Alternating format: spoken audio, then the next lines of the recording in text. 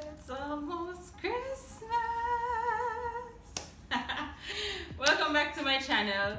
It has been a while since I've spoken to you guys. I really do hope everybody is okay. If you are not okay, I hope you're gonna be okay soon. And just find something to smile about, you know. One thing I'm thankful for today that makes me smile is the ability to hear Jamaican music and feel close to home. So I'm representing for my country today because it's been 2 months and I am missing home, but the journey has to go on. Yes?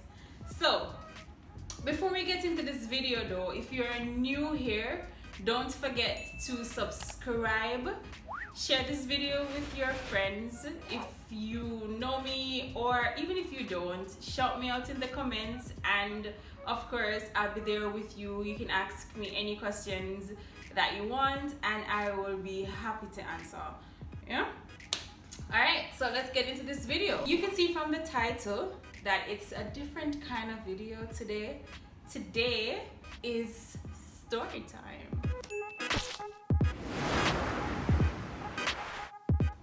So I asked on Instagram, those of you who follow me on Instagram, I'm on Instagram as all my days, and my personal Instagram is I am Shal. So the other day I put a poll out asking persons what they would prefer. Would you want me to do a Q&A or a story time? So the votes were in and most persons wanted a story time. So today we are going to be hearing a story from me while watching me drink some wine, because of course, you know, yeah, I love red wine. That's something I would have told you if you had asked me in the Q&A. I really do love red wine. So if you're thinking to get me a gift, my birthday is coming up soon. In a few months, I'll accept a bottle of red wine to add to my collection. Thank you. Alright, so let's get into the video, guys. So people have been asking me, do you need a visa to go to Malaysia? No, you don't. So that's another country we Jamaicans can tick off our list, because to get here we don't need a visa. And that's something strange for us, because if you know a Jamaican, you know that traveling is not the easiest thing for them, because most places require that they have a visa prior to entry or a visa on arrival. Yeah? So to come here and not have to get a visa, that was a first for me. You don't need a visa to come to Malaysia, and the fare it's not as expensive as we might be thinking.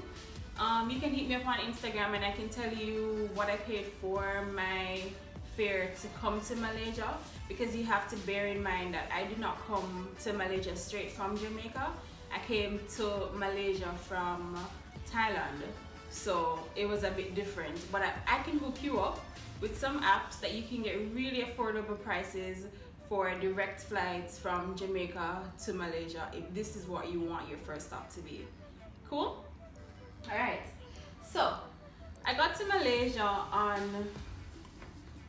November 15th, and this was like sometime after 10 minutes to 11. My first impression of getting to Malaysia was, oh my god, this is going to be a task, because if I just got here and I already am walking 15 minutes from the aircraft to immigration, it was just, there was no trolleys to make the load lighter, nothing. It was just walking this 15-minute walk with the luggage, and I was exhausted.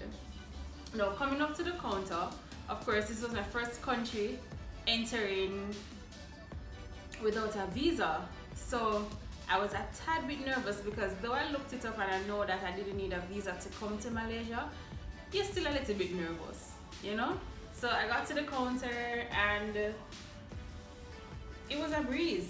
Like, going through was just, she took my passport and just said, how long will you be here? I told her 2 weeks, and that was it. I was through. So we got through immigration, and then when I got outside it was hard to connect to the Wi-Fi. So on top of not having any data, I cannot connect to the Wi-Fi. So I said to myself, Lord, what is this? Because I need data or Wi-Fi to call my ride, because I've had my experiences with metered cabs in these Asian countries, and it's not the best experience. So I wanted to book a Grab. Couldn't get any Grab, so I said, okay, you know what? Let me go outside, get a metered cab. Go outside, got the cab. It took us like an hour to get to the Airbnb. Now this is where the story gets interesting, and this is the inspiration behind this video. When I got to the Airbnb, as I stepped through the door, I had to reverse and take a deep breath in. I could not breathe. For the life of me, I could not breathe. I was suffocating. The house was musty. There was a horrible smell coming from the bathroom. Further investigations showed that the sheets were dirty. If you know me, you know I'm a germaphobe. I could not stay there. So I contacted Airbnb, and this was like some minutes after 1. Now when I contacted Airbnb, Airbnb asked me to send them some photos. So I took the photos, sent it to them. I was also in contact with the host, and he said he was going to send somebody over to come and look at the place. When the person came, this guy is going to tell me that it's a regular thing, it's fine. All you need to do is just turn on the AC and the place will automatically smell better in the next 15 minutes. And every time I go out and come back in, all I need to do is turn on the AC for the place to smell good. So I'm like, no, I'm not going to do that. That don't make any sense, you know? Anyways, I showed him the stains on the bed. Brother man said, it's not dirt, it's just stains, so what is it? Anyways, so I'm on the phone talking to Airbnb customer support because I'm not staying here. I needed somewhere to go and I needed my refund. So the guy was like, okay, so I'ma just head out. I'ma just leave. So he left, and Airbnb promised my refund, and I said, okay, I'm gonna try and find somewhere else. So now I am a stranger in Malaysia. I don't know anybody. I don't know anywhere, and I'm out on the road in the middle of the night, sometime after 3, looking for places to go because of course my Airbnb stinks and I cannot go in there. So I end up in McDonald's. In McDonald's now, and of course thank God McDonald's had Wi-Fi. So I used their Wi-Fi and I got in and found a place eventually. So I'm in McDonald's waiting it out now, and this was like after 3, as I said, for other hosts on the Airbnb to get back to me, because I had reached out to them asking for an early check-in, because of course it's after 3, nobody really checks you in until like, say for example 11. So I'm here reaching out to persons asking if I can get an early check-in because I'm sitting in McDonald's at 3 a.m. I need somewhere to go. I'm tired and I wanted to sleep. Eventually someone responded, and I moved on to a new space at around 8ish. So I was on the road from about 2:30 thereabout to about 8 a.m. in the morning. So you know me tired. You know me exhausted. All I wanted to do was just sleep. But believe me, I spent the next 2 days looking at Malaysia like this.